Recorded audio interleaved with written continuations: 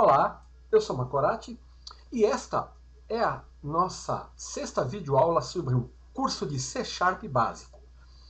Nesta videoaula eu vou apresentar um assunto muito importante que não está relacionado diretamente com a linguagem C#, mas que serve como base, como fundamento para a sua utilização.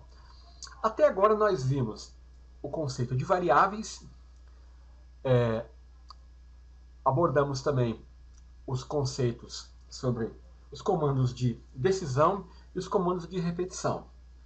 Então, nós já temos alguns subsídios para podermos criar programas usando a linguagem C#. Antes disso, eu gostaria de falar um pouco sobre lógica de programação.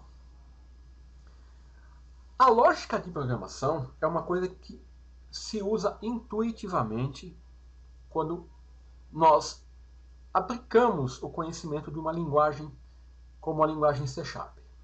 A lógica, ela consiste na técnica em se definir uma sequência de passos que são executados para atingir a solução de um problema. Para fazer isso, nós usamos uma coisa que se chama algoritmo. Com certeza, se você não ouviu, você vai ouvir falar em algoritmo. Algoritmo nada mais é do que uma sequência finita de passos definida com o objetivo de resolver um problema. Então, é como se fosse uma receita de bolo, o algoritmo. E ele não está vinculado à linguagem. Tá? Os algoritmos eles são descritos em uma linguagem chamada pseudocódigo. Pseudocódigo, justamente porque ele não está vinculado diretamente a uma linguagem. Tá? Então, isso faz com que os algoritmos sejam independentes da linguagem de programação. Certo? Porque ao invés de todo o formalismo que a linguagem, como a linguagem C#, com as regras de definição de variáveis, que nós já vimos, definições dos comandos, a linguagem de pseudocódigo ela é mais liberal. Então, ao utilizar o pseudocódigo, ao utilizar a técnica da linguagem da programação e usá-la para definir um algoritmo que vai nos ajudar a resolver um problema, nós temos que estar focado basicamente em 3 pontos. A entrada dos dados, o processamento deles e a saída. E, é claro, o tratamento de erros, dos possíveis erros que poderão ocorrer durante esse processo.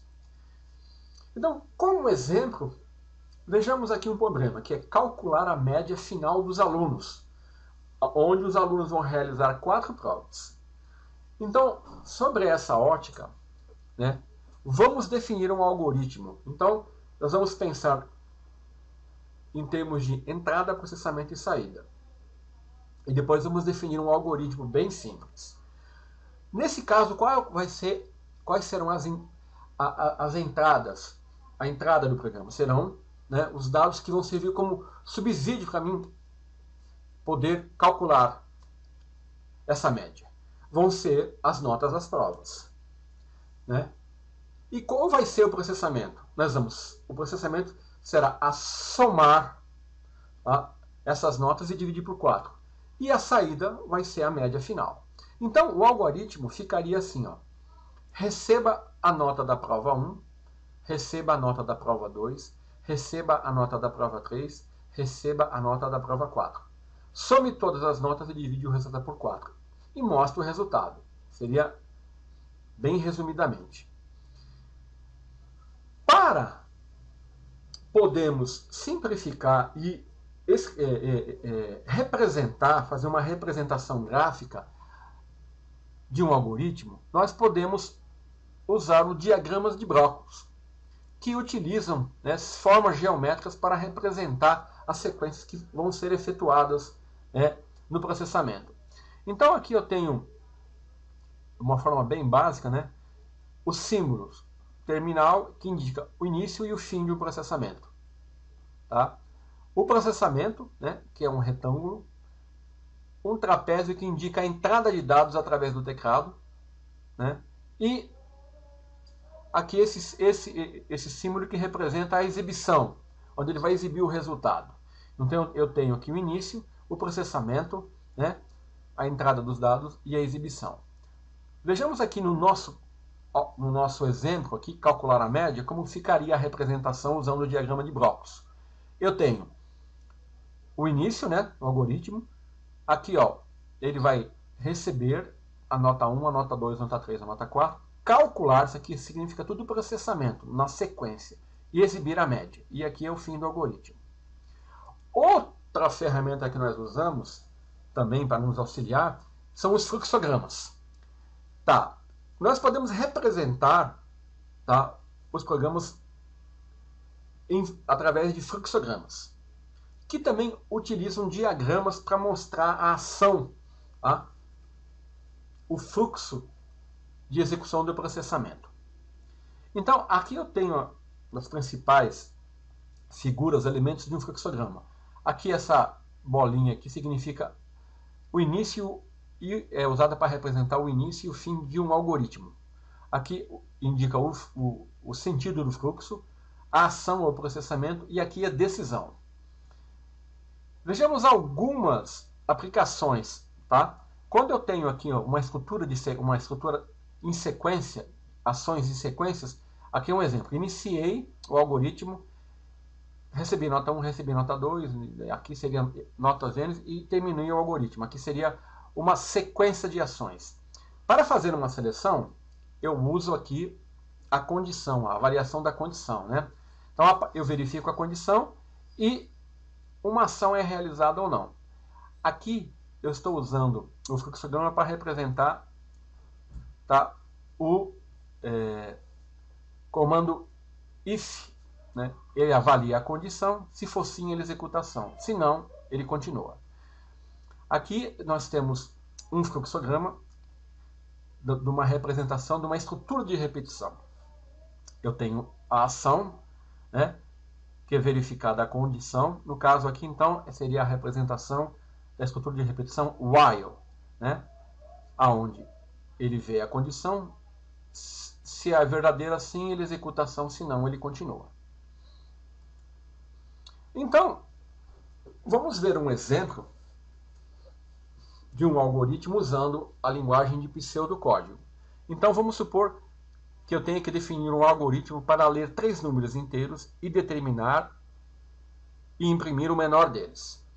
Então o esboço do algoritmo seria assim, ó. Eu tenho que definir os tipos e as variáveis, onde vou receber os números, ler esses números, determinar o menor número e imprimir o menor número. Isso seria um esboço do algoritmo. E aqui eu tenho um algoritmo usando a linguagem de pseudocódigo. Pode ver que aqui eu não tenho comandos da linguagem C#, mas esse algoritmo, escrito na linguagem que usa o pseudocódigo, ele pode ser interpretado, lido e implementado em qualquer linguagem. Então vamos lá para o nosso algoritmo usando o pseudocódigo. Então, ó, vou declarar número 1, número 2, número 3 e menor número como inteiros. Note que eu não estou preocupado em saber se eu tenho que usar int, né? Porque em C# você declara o inteiro como int. Em Visual Basic é integer. Aí eu vou ler o número 1, número 2, número 3. Aí eu entro aqui com a lógica. Se, né, é o if. O número 1 foi menor que o número 2 e o número 1 foi menor que o número 3, pronto. Então eu atribuo o valor do número 1 ao menor número, né? Faço isso aqui e escrevo o menor número. Se não, né, o que eu faço? Se o número 2 for menor que o número 3, então o número 2 eu atribuo ao menor número. Se não, eu atribuo o número 3 ao menor número, encerro aqui e escrevo o menor número. Então, esse é um exemplo de um algoritmo bem simples usando a linguagem de pseudocódigo. Vamos implementar então esse algoritmo na linguagem C#. Então, o que é importante notar é que nós podemos usar esse conhecimento para nos auxiliar na resolução de um problema. É claro que esse é um problema simples, que serve apenas como exercício para treinamento. Mas, com a prática, né, você vai ficar realmente, poder usar esse recurso de uma maneira bem assim, intuitiva e que vai lhe ajudar a resolver problemas mais complexos. Então vamos abrir aqui ó, o Visual C Sharp 2010 Express Edition, que é uma ferramenta gratuita que eu estou usando. Vamos criar um New Project e vamos escolher aqui a opção de criar uma aplicação do tipo Console Application. Então eu vou colocar aqui, ó, curso C Sharp aula 6, que é o nome, vai ser o nome da nossa solução e do nosso projeto. Então, ele criou aqui para nós já a estrutura básica, né? Então, vamos lá. Então, ó, eu tenho que primeiro declarar o número 1, número 2, número 3 e o menor número como inteiros. Então, vamos lá, vamos seguir, né? Então, na linguagem C Sharp, eu posso fazer assim, ó. Int número 1, número 2, número 3, opa, não, né? E menor número. Pronto, declarei os números. Certo? Vamos lá. Outra coisa que ele está falando. Ler os número 1, número 2, número 3. Tá, eu vou fazer de uma forma aqui bem simples. E depois eu vou mostrar como nós podemos tornar isso mais... Então eu vou ter que ler, né? Então vamos lá. Console write line número 1 igual. Ele vai escrever isso na tela, então eu tenho, para mim ler, eu tenho que usar, atribuir, né? Lembre-se do console readline. Eu estou usando a classe console, o método readline, que lê uma linha do teclado. Como isso aqui é considerado uma string, eu tenho que converter. Estou dando um passe para o valor inteiro, né? Porque o int é um inteiro. Se eu não fizesse isso, olha, se eu deixasse somente assim, o compilador iria reclamar. Ele ia falar assim, o erro que ele está dando, ó, ele está falando assim, ó, cannot implicitly convert type string to int. Ele não pode converter implicitamente de string, que é o que ele vai receber aqui, ele considera uma string, para um int, porque o número 1 é do tipo int. Então eu já tenho que fazer a conversão. Então eu estou usando aqui um recurso que você vai ter que bypassar, né? Nós vamos ter que entender, mas na verdade eu estou usando um método que converte uma string para um inteiro. Então eu vou ter que fazer isso para os 3 números. Então para ganhar tempo eu vou copiar e colar. Né? Vou ler os 3 números. Então, vamos lá, número 2, número 3, aqui também número 2 e número 3. Bom, li os números. Aí eu entro aqui, note que eu tenho if, else, né? Tem um if encadeado. Vou no primeiro if número 1 menor que o número 2 e número 1 menor que o número 3. Vamos lá. Então eu vou ter que fazer if número 1 menor que número 3. Então vou ter que usar o e número 1, número 1 menor que número 2, né? Número 1 menor que número 3.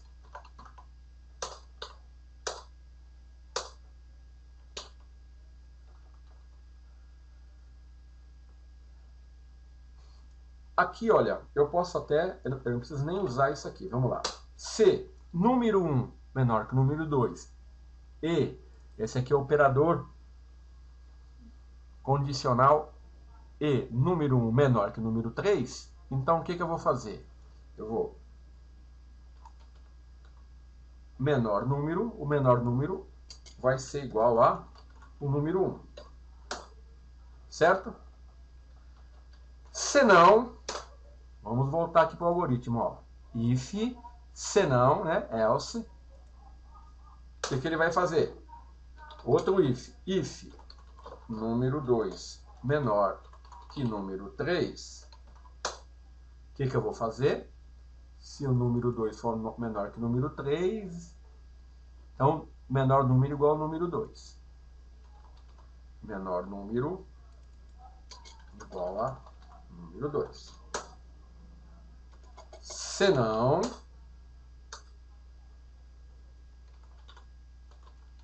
menor número igual a número 3. Pronto. Eu terminei? Não, está faltando imprimir, né? Vamos lá. Console. WriteLine. O menor número é. Vamos usar a anotação aqui, né?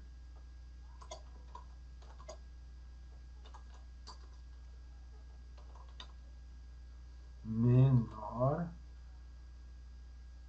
número. Pronto. Essa é a implementação do algoritmo.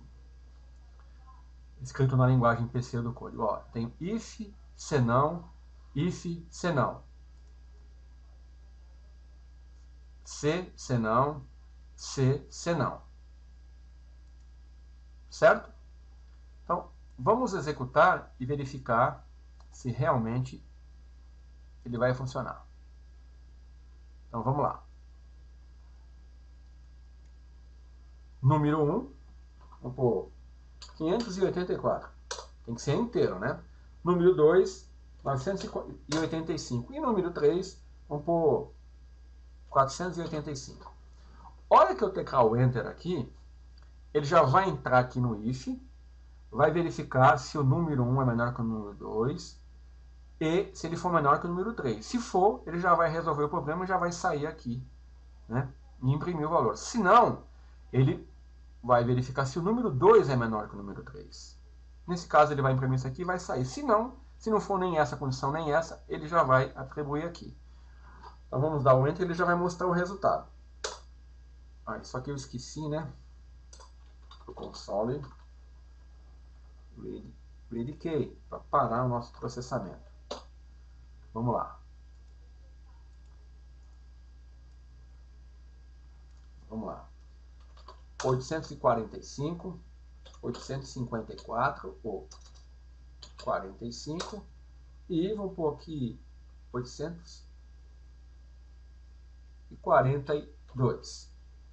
Então, a hora que eu tecar o Enter, ele vai mostrar o resultado. Ó, o menor número 842. Ok? Então, é claro que esse é um algoritmo um pouquinho bem simples, mas que mostra, né, a aplicação aqui da utilização dos algoritmos, né, e poderíamos depois representar isso aqui como no diagrama de blocos ou no fluxograma. Fica como um exercício. Mas o que eu queria mostrar nessa videoaula é realmente esses conceitos, né, sobre algoritmo, né, o pseudocódigo, a entrada, o processamento e a saída, né, diagrama de blocos e o fluxograma. Né, que você pode ver isso em alguns livros e isso é importante, pelo menos ter uma noção de o que significa. Então, essa videoaula seria como uma videoaula de suporte, né, porque com o passar das videoaulas, nós vamos abordar assuntos cada vez mais complexos e vamos ter que ir incorporando no nosso conhecimento a sua utilização. Então, a lógica de programação serve justamente para que nós podemos utilizar os recursos da linguagem de uma maneira completa e de maneira clara e objetiva. Então, era isso que eu queria mostrar nessa videoaula. Até mais.